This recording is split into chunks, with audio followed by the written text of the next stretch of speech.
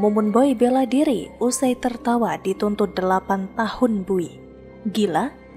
Ditulis oleh tim redaksi jurnal dari berbagai sumber. Kita sependapat sama Pak Munarman tadi, saya rasa pihak jaksa kurang serius gitu kan, jadi kita nggak tertantang gitu, makanya kita pikir tuh hukumannya mati gitu kan tuntutannya gitu kan, jadi biasa aja, jadi makanya kita santai aja gitu seperti itu, karena hal-hal kayak gini kan kita tahu sudah seperti dugaan kita memang ada bukan murni dari hukum ya. Ataupun kata atau kalimat saya yang mengandung tujuan untuk menggerakkan orang melakukan perbuatan terorisme. Tidak ada kata atau kalimat saya yang mengarah ke baiat, hijrah, menyuruh melakukan kekerasan dalam bentuk apapun. Jadi sangat tidak masuk akal dan bahkan di luar akal sehat bila perjalanan saya ke Makassar dan Medan dituduh sebagai daya upaya untuk menggerakkan orang lain melakukan perbuatan terorisme. Saya berbaiat saat itu bersama dengan 100 orang simpatisan dan laskar FPI di markas FPI Makassar di Jalan Sungai Limboto, Makassar. Saya saat berbaiat dihadiri oleh Munarman selaku pengurus FPI Pusat pada saat itu, Ustadz Fauzan dan Ustadz Basri yang memimpin baiat pada saat itu. April 2020. Tetapi menangkap dia memang tidak mudah. Munarman itu orang yang sangat mengerti hukum dan punya teman di banyak lembaga hukum. Dia membangun benteng kuat di sekelilingnya yang membuat Munarman seperti untouchable atau orang yang tidak tersentuh hukum.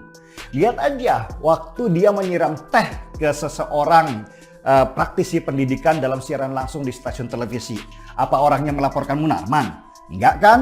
Dan Munarman melenggang bebas seolah tidak terjadi apa-apa. Tetapi sepandai-pandainya Munarman melompat, akhirnya dia jatuh juga. Tindak pidana kasus pengacauan. Mumun Boy baru-baru ini membacakan pembelaan diri usai dituntut 8 tahun penjara dengan dakwaan melakukan pemufakatan jahat untuk tindakan pidana pengacauan. Sebelumnya, Mumun Boy disebut tertawa menanggapi tuntutan tersebut. Pengacara Mumun Boy Aziz Yanwar mengatakan, Mumun Boy menampilkan ekspresi tertawa saat mendengarkan tuntutan jaksa. Aziz menyebut Mumun Boy mengira dia dituntut hukuman mati. Sidang pledoi atau pembelaan dibacakan Mumun Boy di Pengadilan Negeri Jakarta Timur pada Senin 21 Maret 2022. Mumun Boy menyebut dirinya adalah target hingga menyebut pelapornya ingin naik pangkat. Mantan Sekretaris Umum atau Sekum FPI, organisasi masyarakat yang telah dilarang oleh pemerintah itu, menyebut dirinya sudah ditarget. Kesalahan dirinya pun dicari-cari. Modus operasi fitnah dan rekayasa seperti ini menurut Mumun Boy dilakukan karena memang faktanya tidak ada kaitan dengan pengacauan manapun dan tindakan pengacauan dimanapun. Namun karena tidak ada bukti hukuman apapun, jadi targetnya ia yang harus masuk penjara.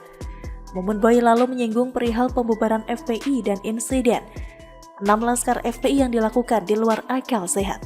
Kata Mumun Boy, rangkaian peristiwa itu kemudian disusun untuk membuktikan dirinya gembong pengacau. Dirinya menyebut para napiter yang telah selesai menjalani hukuman ditekan untuk mengucapkan kalimat yang menyatakan dirinya seolah gembong pengacau. Mumun Boy mengungkapkan dirinya menjadi target utama oleh sekelompok orang agar masuk penjara. Dan di dalam sidang, Mumun Boy menyebut kasusnya hanya ilusi dan halusinasi. Dirinya lantas mengklaim bila dakwaan perkara ini aneh. Dirinya menuding pelapornya berhalusinasi mengarang cerita tentang FPI dan pengacauan. Padahal menurutnya proses hukum yang telah berjalan sampai tahap pembelaan ini tidak terbukti nama-nama pengurus FPI itu pelaku pengacau. Begitu juga video yang dijadikan model membuat laporan polisi yang menampilkan dirinya sedang bersumpah setia ke ISIS. Yang menurutnya bukti tersebut tidak membuktikan bahwa ia tidak ikut berbaiat. Namun dalam memberikan keterangan di persidangan, Mumun Boy menyebut pelapor. Mumun Boy menyebut pelapor tetap menyatakan bersumpah setia ke ISIS. Dirinya menilai pelapor Imam Subandi bernafsu untuk menjebloskannya ke penjara. Sebab menurut Mumun Boy, dengan memasukkannya ke dalam penjara, karir dianggap prestasi dan keberhasilan serta kesuksesan besar yang akan diberi hadiah kenaikan pangkat dan jabatan. Tetapi di akhir persidangan, akhirnya Mumun Boy meminta kepada majelis hakim yang mengadili perkaranya agar membebaskan dari dakwaan dan tuntutan terkait kasus pengacauan. Dirinya meminta hakim menyatakan dirinya tidak bersalah. Mumun Boy memohon kepada hakim untuk membebaskannya segera setelah putusan dibacakan. Dia pun memohon kepada majelis hakim untuk memulihkan hak-haknya dalam kedudukan, harkat dan martabat di masyarakat, dan membebankan biaya perkara kepada negara. Menurut saya, apa yang diungkapkan oleh Mumun Boy tersebut tidak berdasar, karena bukti yang memberatkan FPI sebagai pengacau semakin terkuat, di mana tim aparat khusus 88 anti pengacau Polri menangkap sejumlah terduga pengacau di Makassar beberapa waktu lalu. Mereka berhasil menangkap 21 orang, 2 diantaranya meninggal dunia dalam kontak senjata, sedangkan 1 orang dilumpuhkan kakinya. Menurut Kapolda Sulsel, beberapa terduga pengacau yang ditangkap adalah simpatisan Ormas Telarang. Hal tersebut disampaikan Kapolda Sulsel Irjen Merdi Syam. Ada sebuah video eksklusif dari seorang simpatisan Ormas Telarang.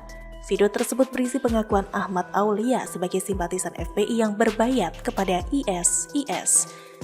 Dia mengaku ikut melakukan itu dengan seratusan simpatisan FPI di markas FPI Makassar, Jalan Sungai Limboto, Makassar, Sulawesi Selatan. Acara itu dihadiri oleh sejumlah pengurus FPI Pusat dan Makassar. Mumun Boy selaku pengurus FPI Pusat juga hadir pada acara itu, sedangkan Ustadz Fauzan dan Ustadz Basri memimpin acara tersebut. Semua kebusukan pada akhirnya akan terbongkar.